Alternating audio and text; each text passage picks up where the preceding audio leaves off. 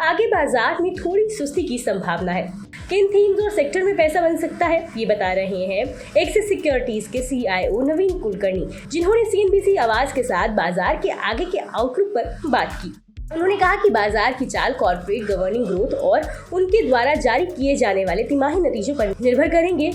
आगे बाजार की रैली थोड़ी स्थिर हो सकती है, लेकिन ओवरऑल बाजार का स्ट्रक्चर मजबूत बना हुआ है। नवीन कुलकर्णी ने आगे कहा कि IT सेक्टर में वैल्यूएशन करेक्शन देखने को मिला है और लॉन्ग टर्म में IT सेक्टर का वैल्यूएशन क्रिएशन काफी मजबूत रहा है। लिहाजा इस नजरिए से देखें तो IT सेक्टर में काफी समय से वैल्यूएशन कंफर्ट देखने को मिला है।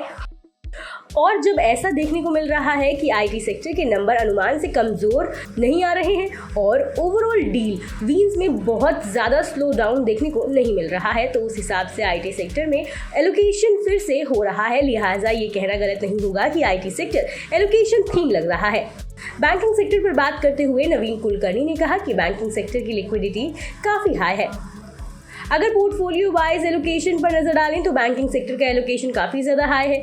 सेक्टर का मूवमेंट फंडामेंटल के आगे पीछे डिपेंड करता है कि वैल्यूएशन कैसा चल रहा है। बैंकिंग सेक्टर का करंट सिनेरियो देखें तो वो फंडामेंटल अभी भी ज्यादा मजबूत है। हालांकि किसी तरह का कोई बड़ा सरप्राइज आता नजर नहीं आ रहा है। ओवरऑल सेक्टर पर पॉजिटिव नजरिया बना हुआ है, लेकिन इसमें मोमेंटम ज्यादा नजर नहीं आएगा।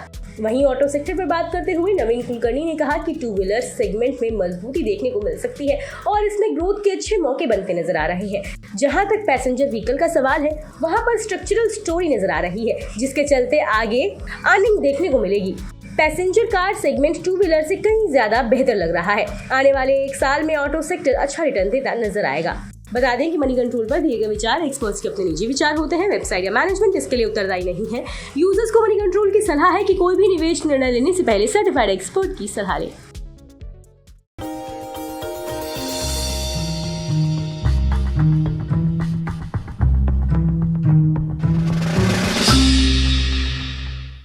में आज हम बातचीत करने वाले हैं पेंट स्पेस की मेगा कंपनी बर्जर पेंट्स के बारे में। दरअसल बर्जर पेंट्स से जुड़े हुए कई सारे इंटरेस्टिंग फैक्ट हैं, लेकिन सबसे इंटरेस्टिंग फैक्ट पहले तो इस कंपनी के नाम के साथ ही शुरुआत करते हैं, जहां पर इस कंपनी का जो नाम है वो कंपनी के एक्चुअल ओनर लुइस बर्जर के नाम पर रखा गया था। 262 साल पहले इस कंपनी की शुरुआत हुई थी और ये कंपनी जर्मनी से शुरू हुई थी और धीरे धीरे मल्टीपल एक्विजिशंस और मर्जर्स के थ्रू होते होते यहाँ तक की स्थिति में पहुंची है। इसके अलावा कुछ इंटरेस्टिंग फैक्ट में ये भी है कि ये दुनिया की 14वीं सबसे बड़ी पेंट कंपनी है, एशिया की 4थी सबसे बड़ी पेंट कंपनी है और भारत की दूसरी सबसे बड़ी पेंट कंपनी के तौर पर शुमार है और करीब करीब 15 से लेके 20% के आसपास का मार्केट शेयर अपने स्पेस के अंदर कमांड करती है। हालांकि जो लीडर है उसका हाफ मार्केट शेयर है, लेकिन फिर भी कंपनी का एक स्ट्रॉन्ग मार्केट शेयर अभी भी कमांड करती है। बर्जर पेंट्स इंडिया में करीब करीब 99 साल पहले से कामकाज कर रही है और एक इंटरेस्टिंग पार्ट ये भी है कि 99 साल पहले इसका नाम था हैडफील्ड इंडिया, जिसके साथ इसने शुरुआत की थी कोलकाता में और वहां से धीरे धीरे फेरबदल होना शुरू हुआ। Hero MotoCorp, royal Enfield, Ashok Leyland, Tata Motors, TVS, Yamaha, साथ ही साथ hero group, Honda group, Bajaj group, ये सब वो ग्रुप्स हैं जो कि बर्जर पेंट का पेंट यूज करते हैं और अलग अलग व्हीकल्स जो हैं कंपनी के वो इन प्रोडक्ट यानी बर्जर के प्रोडक्ट्स के जरिए आप मार्केट में देख भी पा रहे हैं।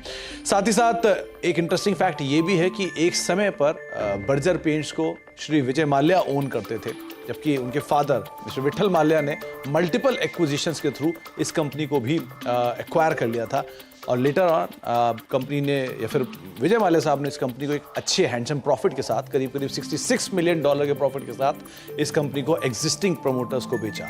तो ऐसे मल्टीपल एक्विजिशंस एंड टेकओवर्स पिछले 99 साल की हिस्ट्री में बर्जर पेंट्स के अंदर आपने देखे हैं। साथ ही साथ बर्जर पेंट के साथ कुछ और इंटरेस्टिंग तथ्यों में से ये बांग्लादेश की सबसे पुरानी और साथ साथ सबसे बड़ी पेंट कंपनी के तौर पर शुमार है और करीब करीब 50% से ज़्यादा का मार्केट शेयर ये पेंट स्पेस में बांग्लादेश के अंदर कमांड करती है।